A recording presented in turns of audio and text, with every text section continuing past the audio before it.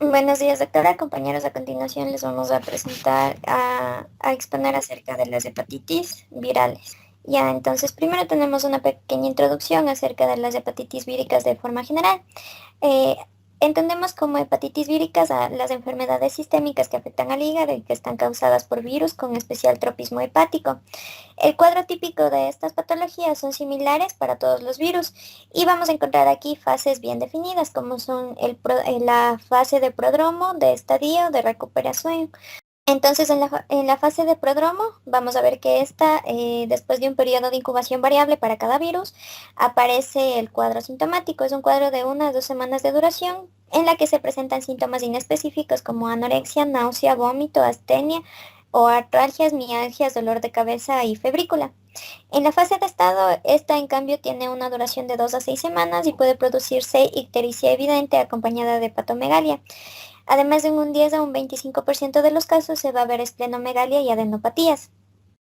En la fase de recuperación, estas van desapareciendo todos los síntomas y signos en general entre 2 a 12 semanas. Se han resuelto en todos los casos que evolucionan a la curación. Además, nosotros podemos utilizar cuadros bioquímicos en los que se van a evidenciar marcadores que nos hablan de que hay infecciones activas. Aquí, por ejemplo, se puede ver un aumento variable de las transaminasas que no se correlaciona con el daño hepático que se presenta. La elevación de las transaminasas predomina sobre los demás parámetros de colestasis, aunque a veces existe un predominio siendo más frecuente en la hepatitis A. También se ve un aumento variable de la bilirrubina a expensas de las dos fracciones. En la evolución se puede observar una neutropenia, linfopenia o linfocitos, incluso con linfocitosis atípica. También podemos hablar aquí de las hepatitis fulminantes que van a ser la coexistencia de encefalopatía y una disminución de la actividad del tiempo de protrombina debajo del 40% en pacientes que hayan presentado hígado previamente sano. Estas son frecuentes con las hepatitis B y con las hepatitis E en embarazadas. Estos pacientes deben remitirse a un centro de trasplante de manera urgente para instaurar un tratamiento intensivo de mantenimiento y además un trasplante urgente. Ahora, hablando específicamente de la infección por virus de hepatitis A, vamos a ver en la epidemiología que esta infección tiene una distribución de carácter mundial y se considera la causa más frecuente de hepatitis virales. La transmisión es por vía fecal oral casi exclusivamente. Además, el contagio ocurre de persona a persona cuando se ingiere agua o alimentos contaminados y de manera excepcional se va a transmitir por vía percutánea por la breve duración que tiene esta viremia. En cuanto a la virología, nosotros vamos a ver que el virus de ARN con un periodo de incubación es de 28 días. Se excreta en heces desde antes del inicio de la clínica, siendo ya este contagioso, hasta unos 5 a 10 días del inicio de los síntomas. Los anticuerpos frente a la hepatitis A aparecen precozmente. Al principio es una respuesta predominante del tipo IgM que suele permanecer positivo durante unos 4 meses. Luego, la respuesta de tipo IgG anti-hepatitis A persiste indefinidamente, confiriendo al individuo una inmunidad frente a la reinfección de por vida. También tenemos las particularidades clínicas en la cual la infección por hepatitis A es muy frecuente la diarrea al final del periodo de incubación. La mayoría de las infecciones por hepatitis A, sobre todo en niños, son subclínicas. Cuando la infección se produce en un adulto, es más probable que sea asintomática. Y ocasionalmente la hepatitis por hepatitis A puede seguir un curso bifásico, o sea, es decir, un empeoramiento tras mejoría previa. De forma ocasional, puede dar lugar a cuadros de coleastasis intensas y prolongadas, pero que al final acaban revolviéndose. En cuanto a su diagnóstico, se hace mediante la detección de suero de IgM antihepatitis A. La detección de IgG antihepatitis A es indicativa de infección pasada a inmunidad permanente.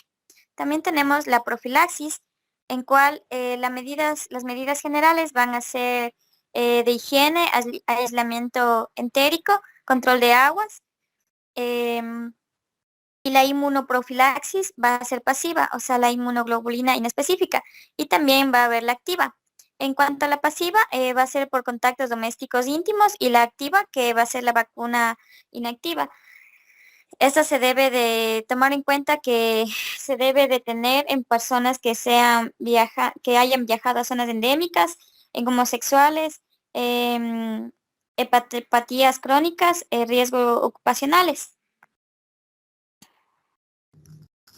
Listo, ahora continuaremos con lo que es la infección por el virus de la hepatitis B. Antes que nada hay que tener en cuenta sobre su virología, el cual contiene su nucleocápside, una molécula de ADN como material genético. Asimismo, está constituido por múltiples proteínas que conforman la envoltura y la nucleocápside.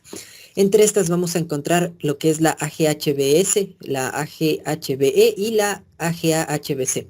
En la primera va a ser un antígeno de superficie, que es una proteína principal e indicativa de la presencia del virus. En cambio, en la segunda, en la E, se puede encontrar en el suero de los infectados y es un marcador cualitativo de replicación viral. Y en la C, esta se puede encontrar de forma aislada en el núcleo de los hepatocitos, pero nunca en el suero de los infectados. Y al último vamos a tener también lo que es la ADN polimerasa, que esta es una enzima encargada de la replicación y reparación del ADN del virus de la hepatitis B. El primer marcador que aparece va a ser el AGHBS, que va a aparecer incluso antes de que se eleven las transaminasas y permanece elevado durante la fase de sintomatología clínica. Tras la infección, este en cambio puede evolucionar de dos formas. En la curación, en donde va a desaparecer y una vez que se negativiza, aparecen los anticuerpos, que van a permanecer de forma indefinida y que son protectores. Ya, es en el caso de la curación. Ahora, en la cronificación, en cambio, si el S permanece en suero más allá de 6 meses después de la infección, ya se considera como una infección crónica. Ya, ahora, independientemente de que la infección la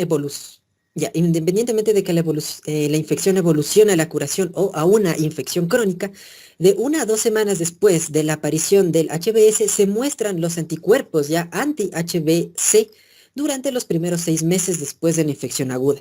Estos son predominantemente del tipo IgM y posterior ya del tipo IgG, siendo la IgM anti-HBC un marcador imprescindible para el diagnóstico de la infección aguda. Ya, ahora, en la epidemiología, los mecanismos de transmisión son básicamente 3, como es la percutánea, sexual o perinatal. En la percutánea o parenteral puede ser a través de transfusiones de sangre, derivados sanguíneos o contacto con material contaminado. En la sexual, ya obviamente por tener relaciones sexuales con alguna persona que tenga ya este virus. Y la perinatal, sobre todo durante el parto. Este riesgo ocurre en mujeres que se infectan de hepatitis B en el último trimestre y en los hijos de mujeres con infección crónica por el virus de la hepatitis B. Y es muy importante este mecanismo de transmisión, pues el riesgo de cronificación de la infección cuando se adhiere en este periodo neonatal es muy alto, aproximadamente del 90%. Ya, ahora, en el diagnóstico se establece en referencia al estudio de los marcadores serológicos. Es imprescindible la presencia de la IgM anti-HBC para hacer el diagnóstico de infección aguda. Ya, ahora, los marcadores serológicos de la infección por el virus de la hepatitis B van a ser el antígeno HBS, que es antígeno de la superficie del virus de la hepatitis B. Su persistencia más allá de 6 meses sugiere ya una cronificación de la infección. Y ya va a indicar la presencia actual del virus.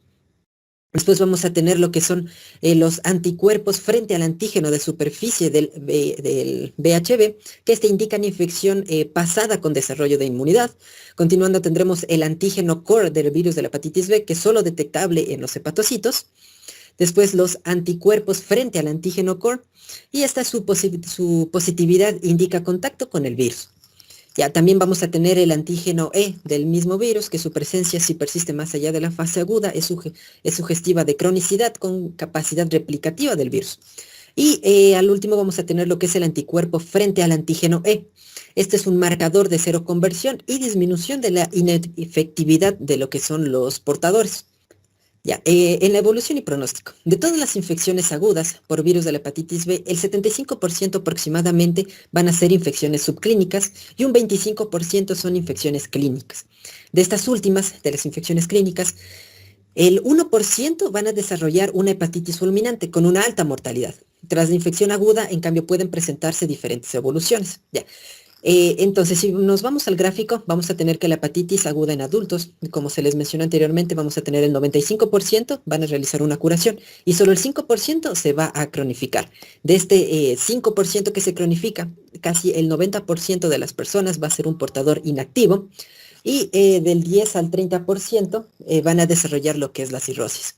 Y en la hepatitis aguda en niños, vamos a tener, en cambio, aquí se modifican estos valores. Solo el 10% van a alcanzar la curación y casi el 90% de los niños van a llegar a lo que es a una cronificación. Continuando con la profilaxis respecto a VHB, esta se basa en 3 pilares, los cuales son las medidas higiénicas generales. Aquí son tales como no compartir con un individuo infectado útiles de aseo personal, usar preservativos en relaciones sexuales, etc. También lo que son las inmunoprofilaxis pasivas, como se realiza con una inmunoglobulina específica, que sería la inmunoglobulina HB, y que se debe administrar intramuscularmente en individuos susceptibles tras una exposición al VHB.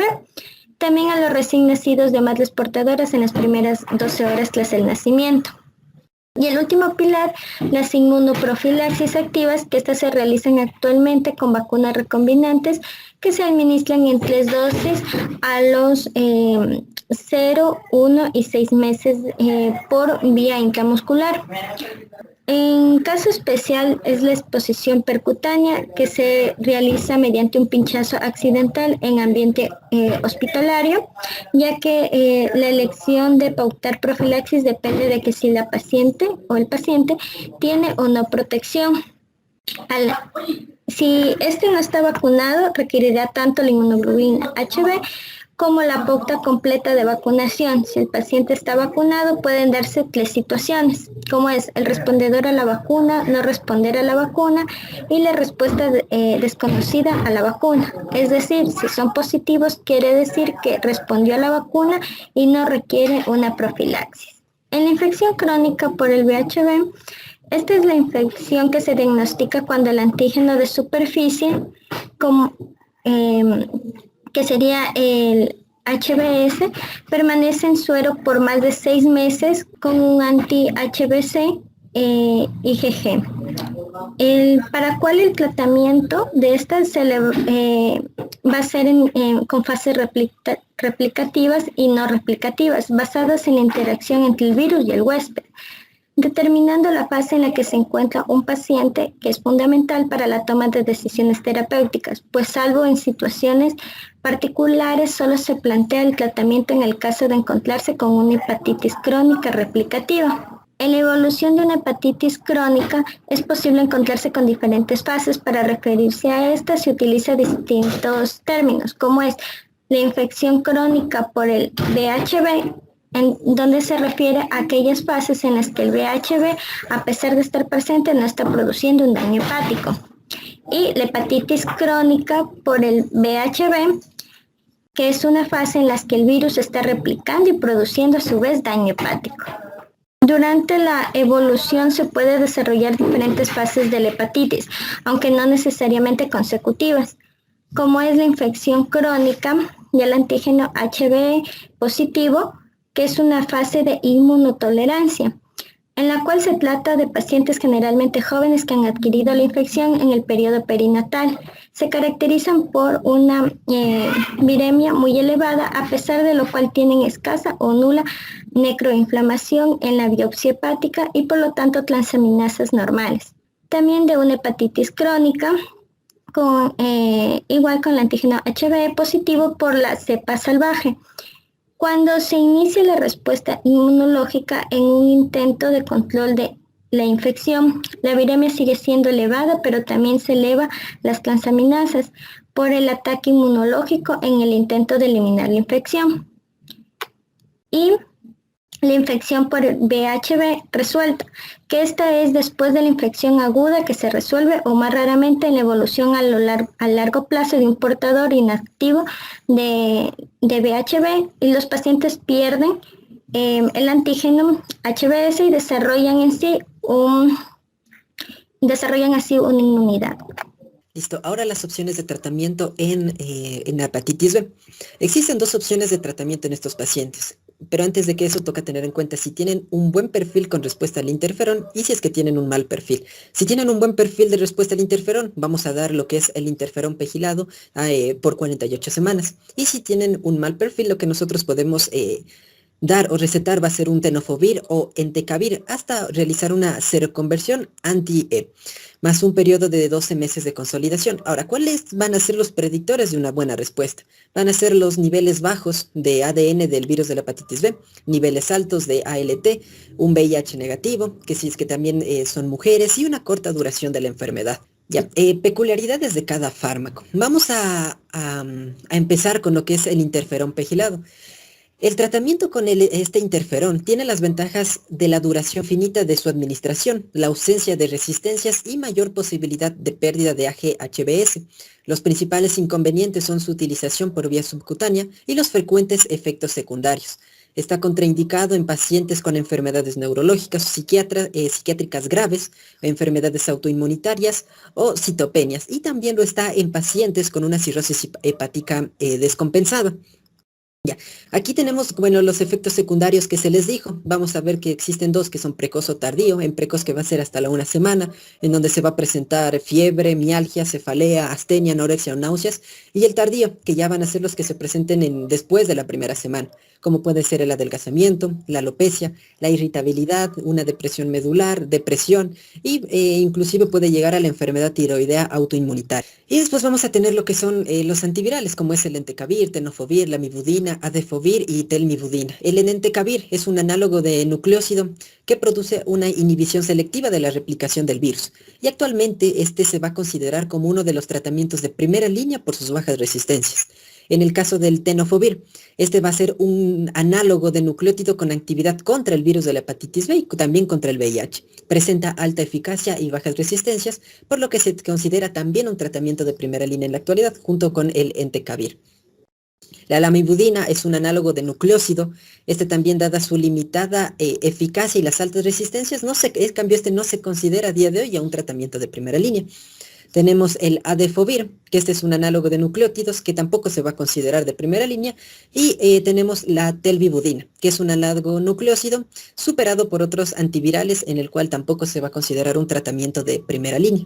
Ya, en las situaciones especiales vamos a tener lo que es la cirrosis hepática, que en esta debemos tener en cuenta si es descompensada, en donde se va a tratar siempre, y si es compensada, que aquí se va a tratar siempre y cuando tenga una carga viral detectable, en donde vamos a utilizar el entecavir y el tenofovir.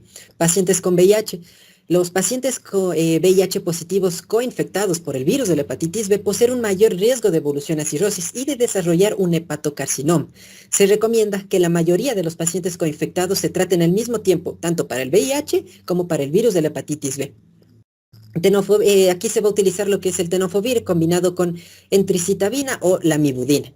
Con infección, en cambio, por el virus de la hepatitis B, aquí se va a utilizar el interferón, que es el único fármaco que ha mostrado efectivo en suprimir la replicación del virus de la hepatitis B, y la hepatitis aguda fulminante, que este se trata con entecavir o tenofovir.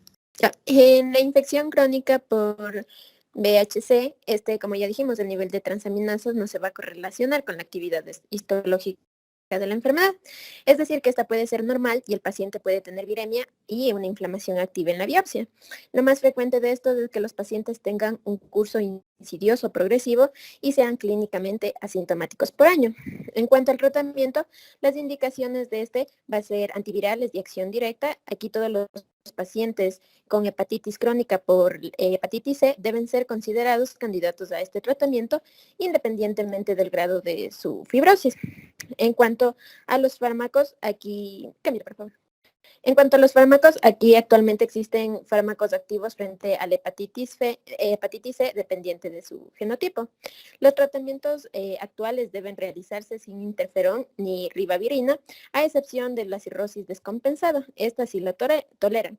La duración del tratamiento es de entre 8 a 12 semanas y en caso de la cirrosis descompensada va a ser de 24 semanas. Aquí, como vemos en la tabla a su derecha, aquí el tratamiento va a ser dependiendo de su genotipo. Por ejemplo, el genotipo 1 y 4 lo vamos a tratar con Grazoprevir más el Vasavir. Igualmente, Ledipavir más Fosfobuvir. Y otro tipo de genotipos que son los pangenotipos. Aquí vamos a tratarle con Velpastavir más Fobosbuvir, igualmente con Glecaprevir más Preventavir. En la estrategia terapéutica, esta se debe elegir la combinación más apropiada según el estudio de genotipo, como les dije anteriormente. Por ejemplo, en el genotipo 1 y 4 se va a tratar con el Vasvir más Grazoprevir, Fosbuvir más Avir, Astavir y más Brentasvir. Y en el genotipo 2 y 3 se trata con las dos últimas del genotipo 1 y 4. Sin embargo, en algunas ocasiones especiales se debe descartar algunas combinaciones. Por ejemplo, en el caso de la insuficiencia renal severa, aquí se debe descartar lo que es el sosfovir, ya que está contraindicado. Igualmente, en insuficiencia hepática se contraindican los inhibidores de la proteasa. Ya, en cuanto a las situaciones especiales, tenemos la cirrosis. En la compensada se mantienen las mismas pautas y en la descompensada se van a evitar lo que son los inhibidores de la proteasa y se va a asociar lo que es la ribavirina. En los pacientes en lista de espera de trasplante se debe dar tratamiento antes del trasplante para así evitar una reinfección del injerto, disminuyendo las tasas de complicaciones. En los coinfectados con VIH o hepatitis C se deben realizar las mismas indicaciones y pautas que los monoinfectados. En la quimioterapia no es necesario retrasar el tratamiento, pudiéndose así posponer el tratamiento antiviral tras su finalización. En la hepatitis aguda C, en caso de deberse en genotipos tanto 1 como 4, se recomienda la combinación de Ledipavir más Sofosbuvir durante 4 semanas. En el hepatocarcinoma, el tratamiento antiviral debe individualizarse en pacientes con hepatocarcinoma activo o tratado recientemente. Y en la resistencia o fracaso de tratamiento con antivirales de acción directa, aquí se debe utilizar combinaciones como es Sofosbuvir más Velpatasvir más Voxilaprevir como rescate, salvo si hay alguna contraindicación. El virus de la hepatitis B va a ser un tipo de virus ARN defectivo que necesita la colaboración del virus de la hepatitis B para ser infectante y patógeno. Este puede aparecer simultáneamente con el virus de la hepatitis B, denominada coinfección B y D, o infectar a una persona con una infección crónica por virus de la hepatitis B, denominado sobreinfección D. En los marcadores para los estudios del virus de la hepatitis D, tenemos el virus de la hepatitis D antígeno presente en infecciones agudas, el ARN del virus de la hepatitis D presente tanto en la infección aguda como en la crónica, y los anticuerpos anti-hepatitis D que se observa de igual forma en la infección aguda como en la crónica, y predomina el tipo de inmunoglobulina M. En la epidemiología este se transmite por las mismas vías que el virus de la hepatitis B, es endémico en algunos países como en los mediterráneos. La coinfección B y D aparece, va a existir con un discreto aumento del riesgo de la hepatitis fulminante. La evolución a la cronicidad es la misma que para el virus de la hepatitis B sola, curándose la mayor parte de los casos tras la infección aguda. La profilaxis se realiza vacunando a los individuos susceptibles frente al virus de la hepatitis B. En la infección crónica por el virus de la hepatitis D es más grave que la infección crónica que se produce solo por la hepatitis B, evolucionando a cirrosis en un 50% en 5 a 7 años. El tratamiento va a ser objetivo a la erradicación del virus de la hepatitis D como el B. El único medicamento recomendado en este caso es el interferón. Eso es todo, muchas gracias.